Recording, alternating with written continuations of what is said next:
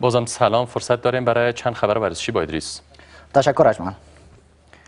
با تقدیم سلام و این هم چند رویداد ورزشی. نوید عمری ورزشکار تیم ملی تکواندو افغانستان در نخستین دیدارش برابر حریفش از گانا به پیروزی رسید.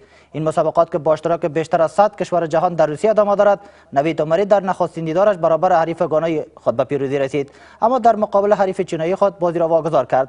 در بازی فردا نماینده دیگر کشور ما زبیولا برابر حریفش از اوکراین قرار میگیرد.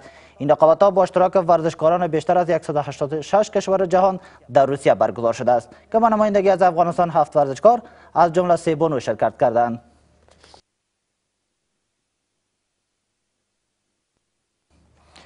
رقابت‌های انتخابی مجدنی زون چهارم شهر کابل با اشتراک 15 باشگاه در کابل پیگیری شد. در این مسابقات 80 ورزشکار برای 2 روز در رده سنی نوجوانان و جوانان با هم مسابقه می‌دهند. در پایان این رقابت‌ها 46 ورزشکار برتر در 2 رده سنی نوجوانان و جوانان با زون چهارم گزینش می‌شوند.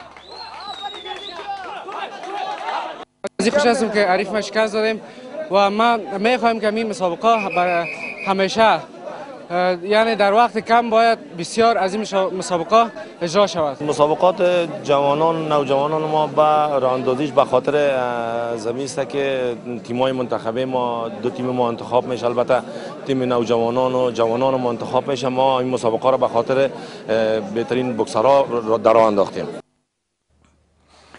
مسابقات پهلوانی زون جنوب در ریاست تربیت بدنی پیگیری شد. در این رقابت‌ها امروز بیش از 100 ورزشکار از 13 باشگاه برای به تن کردن پیراهن زون جنوب با هم زورآزمایی کردند که در پایان مسابقات 30 چهره برتر در 8 وزن قانونی نشته به زون جنوب گزینش می‌شوند.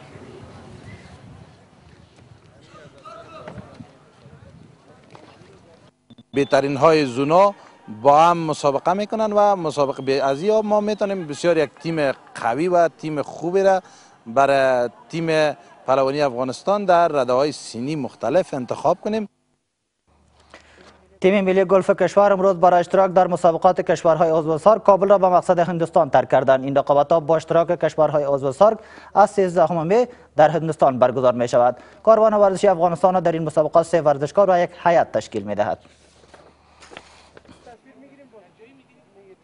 این ما میشه که تمرین میکنم و آمادگی خاص گرفتیم به مسابقه سارک در کشور هندوستان شهر بنگلور تا بتونم یک دستاورد خوب به وطن داشته باشم. تیم ما خوشبختانه از مدت 3 ماه به این طرف تحت تمرینات فشرده مطابق پلان تدابیری منیجر تیم یا ترینر تیم ملی قرار دارد. امروز خوشبختانه رهسپار این مسابقات میشه.